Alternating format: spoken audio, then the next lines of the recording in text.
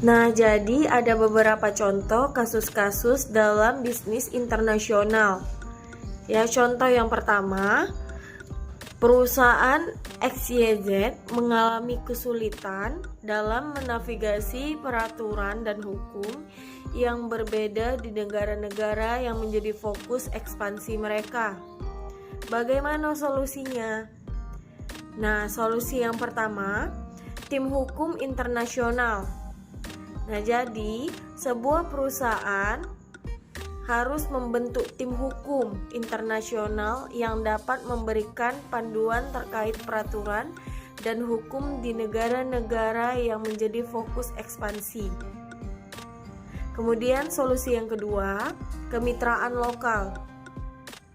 Nah, jadi sebuah perusahaan dapat mengembangkan kemitraan dengan perusahaan lokal untuk memahami lebih baik pasar setempat dan mendapatkan dukungan dalam menghadapi hambatan hukum.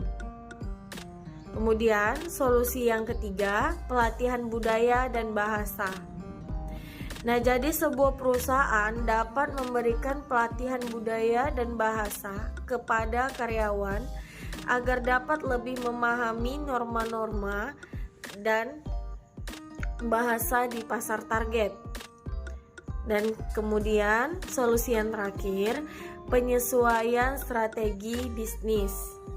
Nah, jadi sebuah perusahaan dapat menyesuaikan strategi bisnis agar sesuai dengan peraturan dan hukum setempat.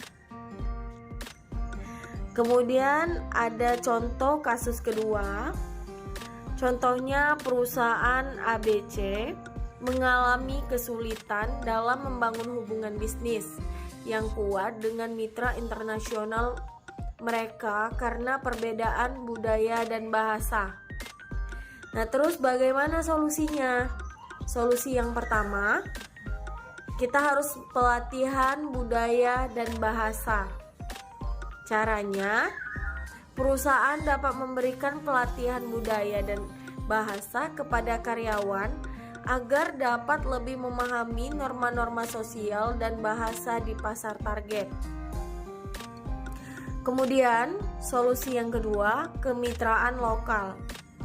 Jadi, sebuah perusahaan dapat mengembangkan kemitraan dengan perusahaan lokal untuk memahami lebih baik pasar setempat dan mendapatkan dukungan dalam menghadapi hambatan budaya dan bahasa.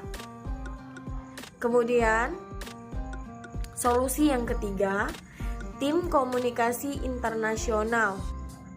Jadi, sebuah perusahaan dapat membentuk tim komunikasi internasional yang dapat membantu dalam negosiasi dan membangun hubungan dengan mitra internasional. Dan solusi yang terakhir, penyesuaian strategi pemasaran. Nah, jadi perusahaan dapat menyesuaikan strategi pemasaran agar sesuai dengan preferensi dan kebiasaan konsumen setempat. Nah, jadi dari contoh tersebut, dengan mengimplementasikan solusi-solusi tersebut, perusahaan ABC dapat membangun hubungan bisnis yang lebih kuat dengan mitra internasional mereka, meningkatkan efektivitas komunikasi, dan memperluas jangkauan pasar mereka dalam konteks bisnis internasional. Contoh kasus ketiga, perusahaan DIF mengalami kesulitan dalam mengelola fluktuasi nilai tukar mata uang yang dapat mempengaruhi keuntungan mereka dalam perdagangan internasional. Bagaimana solusinya? Yang pertama adalah kontrak forward, yaitu menggunakan kontrak forward untuk mengunci nilai tukar mata uang pada tingkat yang telah ditetapkan, mengurangi risiko fluktuasi. Kemudian yang kedua adalah diversifikasi mata uang, yaitu diversifikasi transaksi ke beberapa mata uang untuk menyebarkan risiko nilai tukar. Kemudian yang ketiga adalah analisis pasar valuta asing, yaitu melakukan analisis pasar valuta asing secara teratur untuk memahami tren dan potensi perubahan dalam nilai tukar. Kemudian contoh kasus 4, perusahaan GHI mengalami tantangan dalam menciptakan produk yang dapat disesuaikan dengan preferensi konsumen lokal di pasar internasional yang beragam. Gimana solusinya? Yang pertama adalah penelitian pasar mendalam, yaitu melakukan penelitian pasar yang mendalam untuk memahami preferensi dan kebutuhan konsumen di berbagai negara. Kemudian ada juga yang kedua, kemitraan dengan desainer lokal, yaitu bermitra dengan desainer lokal untuk memastikan desain produk sesuai dengan selera lokal.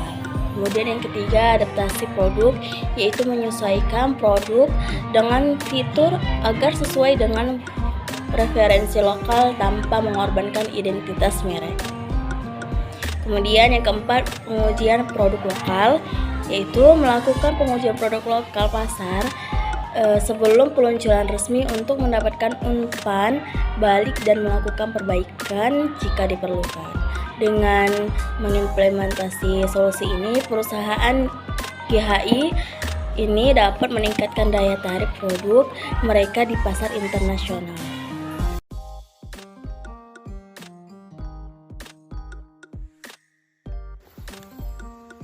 Contoh kasus 5, perusahaan JKL menghadapi hambatan dalam merekrut dan mempertahankan karyawan berbakat dari berbagai latar belakang budaya. Bagaimana solusinya?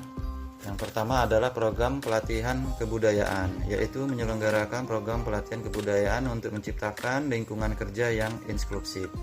Yang kedua adalah program kesejahteraan karyawan, yaitu menyediakan program kesejahteraan karyawan yang mengakomodasi kebutuhan beragam.